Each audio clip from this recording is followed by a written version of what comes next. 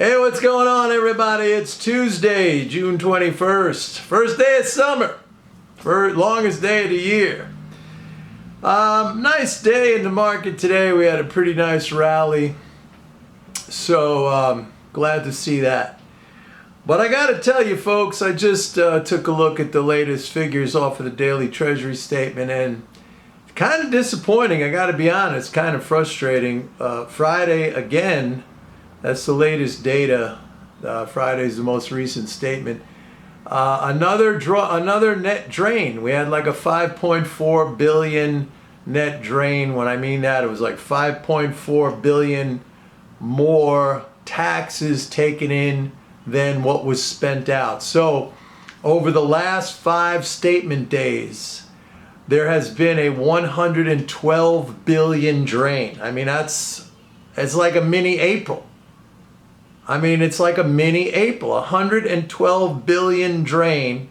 We went from 164 billion deficit in June on, what was it, June 10th, and now we're down to a 52 billion deficit. So it's still a deficit, which is good. That's a net addition to the financial balances of the economy, but it drained off 112 billion from that number. It's going to be really, really hard for the market to stabilize and start to move up. Taxes are really taking a bite right now. Ironically, it's almost like a recession right now might be the most bullish thing for stocks. And the reason why I say that is because a recession would lead to layoffs, and that would trigger automatic stabilizers. We need something right now. We need either more fiscal or tax cuts. We're not going to get tax cuts. Congress is not going to do anything right now. Nothing's going to get done probably until at least the midterms and after the midterms, until the new Congress sits next January. And but a recession that causes unemployment to go up, which is, of course, that's what would happen. You get a big job loss. Automatic stabilizers would kick in. You're going to get unemployment benefits. You're going to get food stamps. You're going to get all this stuff. And that's out of the hands of Congress. That's not something they got to come together and vote on. That's why they're called automatic stabilizers. They happen automatically. And it's crazy to have to say that, but like in my last video, I said we're sitting right on the cusp of a recession. I think probably we're going to have, second quarter is going to be negative. So technically, officially, we're going to be in a recession. How deep it is really depends on these flows. And it has just been, I keep looking at these things every single day, as you know I do. I give you the numbers and waiting for them to start to pick up. Now, I still believe that basically the worst is over. Like all last week I was telling you about the quarterly corporate tax payment. That happened last Wednesday on the 15th.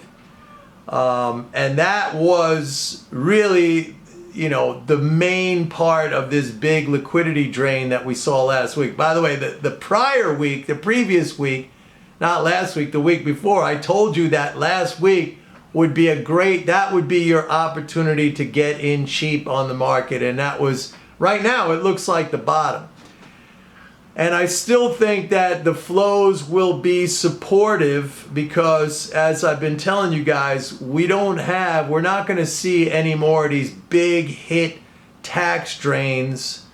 Yeah, okay, Friday was a 5 billion, but basically these flows will start to come back in a positive way through mid-September. And mid-September is going to be the next time we see a big tax hit. That's another quarterly corporate payment. August, you get a quarterly interest payment, so that's going to be a positive because that's a 45 billion injection into the economy. And again, I've been telling you guys that the Fed rate hikes 90 billion right now is going to be transferred. That's money that would have gone to the Fed, that would have been Fed profit. The Fed's going to have to pay that out in interest right now, so that's going to go into the economy. So I'm looking ahead. I'm looking at what's out there on the calendar. What are we facing? It does look clear. But again, let me reiterate, we're not in the same environment as we were in, a good portion of 2020 and all of last year when we were getting the full COVID stimulus and the government was running 3 trillion deficits. Right now, I mean, look, from April, we're down almost 300 billion. April peaked out just under $1 trillion. The deficit in April, like around the first week in April, was about, I think it was like 970 or 980 billion. We're down to 700, like 715 billion, 710 billion. That's almost a 300 billion loss of liquidity. I mean, that's 300 billion drained out over the last 2 months. Gone. That hasn't been recycled back. I always talk about how, taxes are only a concern in the degree that they are not recycled back in the form of higher levels of spending or equal levels of spending. We haven't seen that. 300 billion has been drained out since early April, and that has not come back. That's gone. That's gone to the Treasury's account at the Fed, and it's just been drained right out of the economy. I mean, that's a significant amount of funds that have been taken out. So now I think that's going to come back. I mean, we have the next couple of months. Like I said, we have a little bit left in June. We got July. We got August is going to be a big month with that quarterly interest payment. But these are numbers that this is what's keeping us on this kind of, very slow growth trajectory. It's keeping the market from mounting a really powerful rebound. Don't forget, like in April, May 2020, when we got hit with COVID, the government response was, and Trump was there at the time, we had a big I forget how big the first stimulus package was, but it was probably around almost 2 trillion or something like that. We had a V-shaped bottom. I mean, the government sent out checks. A lot happened there fiscally, and the market just turned and went straight up, and we had a continuation of that fiscal pump that went all the way through 2021 until we got to the end of the year, last year, December. And I was warning about this. I said, well, the child tax credit is going to go away. I was hoping that the increase in Social Security would make up for that.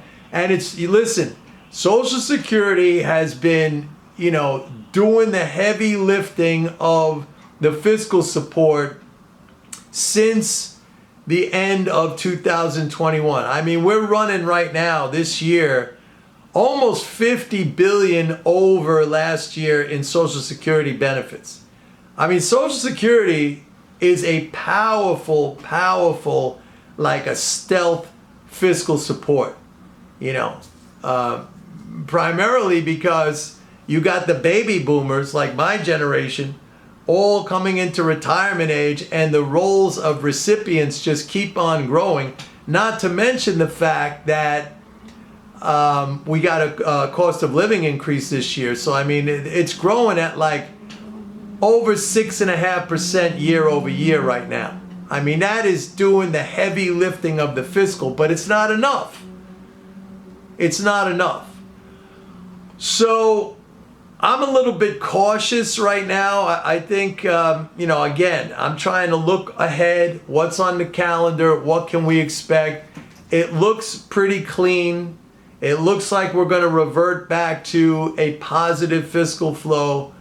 But man, I got to say, this last week with this tax hit, it was a lot more than I expected. You know, I was looking at maybe 75, 80 billion. We're already down 112 billion. That's a mini April.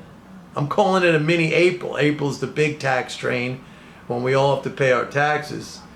But it looks like, looking out now over the calendar, what's expected, we should revert back to some semblance of normalcy in the fiscal flow, and I think that will be supportive to the market. Now, we're still going to have, I think we're going to have plenty of back and forth. This is not going to be one of these straight up deals like we saw in the second half of 2020 and last year. I mean, that's over. That is over. And you're going to continue to have this lingering concern over the Fed and monetary policy. QT hasn't really started. I mean, if you look at the last week, the Fed's balance sheet actually went up. It was the third week up. Okay? You had a small decline in Treasury holdings for the first time in 35 weeks. Or 35 months, I'm sorry. You had the first decline in Treasury holdings by the Fed in 35 months. But you had an increase, you had the biggest increase, I believe, in 3 months in mortgage-backed securities. The Fed's balance sheet actually went up in the week that they were, remember they were supposed to start QT in mid-May. Then they pushed it to June 1st. Then it's like, oh no, it's going to be June 16th. And like June 16th came and went, and the Fed's balance sheet actually went up. It didn't go down.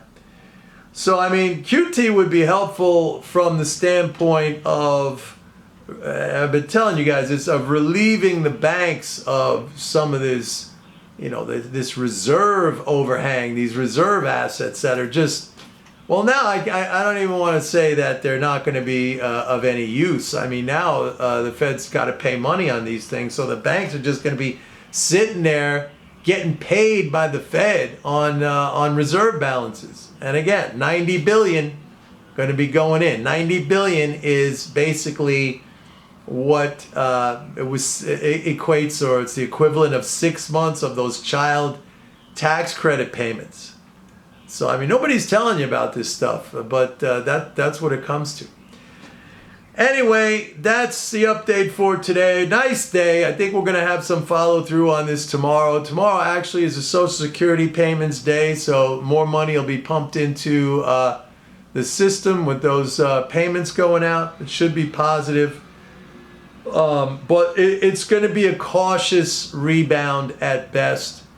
We just don't have the flows right now. Taxes are extremely high, and they're draining almost as fast as the government is pumping in. Remember the swimming pool analogy. If we were at this year's peak in the swimming pool, in the water level, the first week of April, that 980 billion deficit that I'm talking about, it's down a third. We lost 300 billion.